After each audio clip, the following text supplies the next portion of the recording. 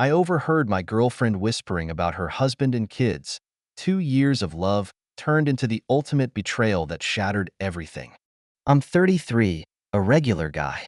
Nothing flashy. Decent job, stable enough life, and a bit of a rep as the go-to guy when people need advice. I've always thought I had a pretty good handle on reading people. It turns out I'm not as sharp as I thought because a single overheard phone call flipped my entire life upside down. It was nearly midnight, and my girlfriend was in the other room. She'd said she was calling a friend from work, which was weird enough at that hour, but she was whispering, and something about the tone pulled me in. My gut told me something was off, so I listened, feeling more like an idiot the closer I crept to the door. But then I heard it, clear as day. "The kids," she said, and then, as if that wasn't enough to punch a hole in my reality, she mentioned her husband. She was trying to calm someone down, talking about schedules like this was just a regular night. Kids. Husband. My girlfriend of 2 years. I swear. Time stopped. I felt my head spin, my brain refusing to piece together what I was hearing. She had kids? Husband? After 2 years together, I thought I knew this woman. Apparently, I didn't know a damn thing. When she finally came out of the room, she looked at me and smiled like everything was fine, like she hadn't just ripped my life apart. I didn't smile back. "Who was that?" I asked, keeping my tone steady. Maybe I wanted her to lie. "Give me something that would make sense of this." "Oh, just a friend from work," she said too quickly, eyes darting away. She was terrible at hiding it, but I'd been blind to it all this time. I kept pushing. "Really?" Because I heard something about kids and a husband. Her face went pale. I watched as her mouth opened, then closed, like she was scrambling for an excuse, a way to smooth this over. I wasn't letting her get away with it. "Are you married?" I asked, my voice deadpan, even though I could feel my pulse racing. Her face went through a dozen expressions in 2 seconds before she finally admitted it, the words spilling out like poison. "Yes. It's complicated," she stammered, as if complicated was supposed to make this better. "Complicated? Complicated?" I nearly laughed. "You've got a whole other life, a husband, kids. That's just complicated," she sighed, looking down, like this was some sort of therapy session instead of the hell she dropped me into. "I didn't plan for this to get so serious," she mumbled. "I never thought you'd get so attached." "Attached?" I spat, barely able to keep it together. "You mean like any normal person would after 2 years? We were talking about moving in together, starting a life, and you're just, what, waiting to see how long you could juggle two lives." "I didn't want to hurt anyone," she said quietly, and it took everything in me not to scream. I wanted something different. A break. I don't know. I didn't mean for it to go this far." "You wanted a break?" My voice was practically shaking with rage. "Break from what? Your husband? Your kids? You thought you could keep both lives like they were some separate hobbies?" She looked away, guilt written all over her face. But there was something else, too. Defensiveness. "Look, I love my kids. Okay? They come first. I just wanted something for me. That was it." I felt a rage I'd never known before. "So I'm just a side project? A way for you to have something for you? You know what? I'm done. I'm done being played like an idiot." I grabbed my phone and pulled up her family contacts. She'd shared them with me once when she had some emergency and needed me to call her mom. She saw what I was doing and her face drained of color. "What are you doing?" she whispered, panic flashing in her eyes. "I'm making sure they know who you really are." Before she could stop me, I hit call on her mother's number. She lunged for the phone, practically screeching. "No, you can't do that." I held the phone out of reach, and after her mother picked up, I spilled everything. Told her about the affair, her daughter's lies, the 2 years of double life she'd been leading.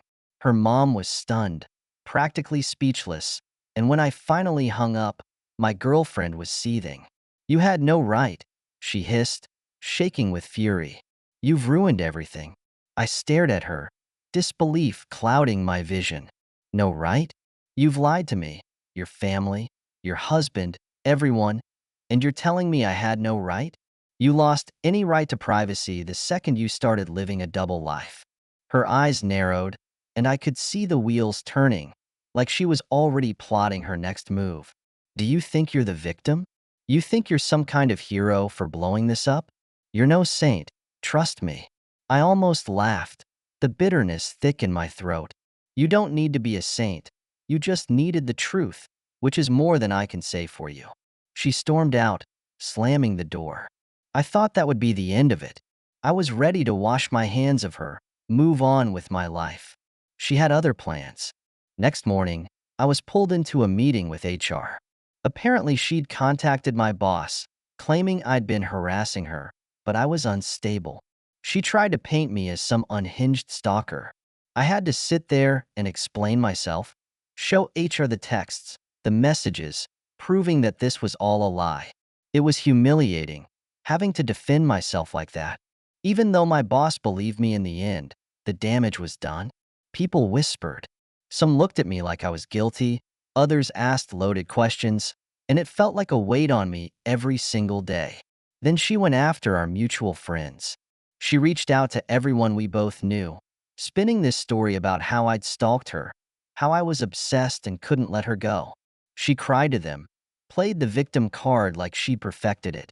Some people believed her immediately, cut me off without even hearing my side. Others came to me, and I had to sit there, explaining and proving everything. It felt like I was constantly defending myself, justifying my own reality, just when I thought it couldn't. Get worse, I got a visit from the cops. She'd filed a harassment claim, saying I'd been stalking her, threatening her, putting her family in danger. I spent hours with them, pulling out every piece of proof I had, screenshots, voicemails, texts, to clear my name. They eventually saw through her story, but it was hell. Pure hell, sitting there, feeling like a criminal for doing nothing but trying to protect myself. Then, as if fate wanted to throw one more twist my way, her husband called me. He'd somehow found out about me. At first, he was furious, demanding answers, and I could barely get a word in. After I told him my side, he broke down. Turns out, she was trying to make him the villain now, twisting everything to make it look like he'd abandoned the family. She was trying to make him look like the bad guy in front of the kids, just to save her own skin. We ended up meeting, two strangers bound by the same betrayal. Over coffee, he told me how he'd suspected something for years, but had tried to make it work for the kids. She'd fed him story after story about business trips and late nights with friends. It felt like I was looking into a mirror, seeing my own nightmare reflected back at me. In the end, we decided to work together. He filed for custody, and I testified, providing all the evidence I had. It was a brutal, drawn-out battle. He turned on the waterworks in court, claiming to be the devoted mother, begging the judge to let her keep her family. But the evidence was there, and little by little, her story crumbled. She'd twisted everything, and now she had nothing left to hide behind. Her husband got custody. Walking out of that courthouse, I felt lighter, like I was finally free, not just from her lies, but from the twisted, messed up world she tried to trap me in. Now here I am, back to square one, picking up the pieces of what she tore apart. Lost friends, had to deal with the fallout at work, and I'm still single, trying to figure out what trust even means anymore. But you know what? At least I'm free. And I learned one thing the hard way.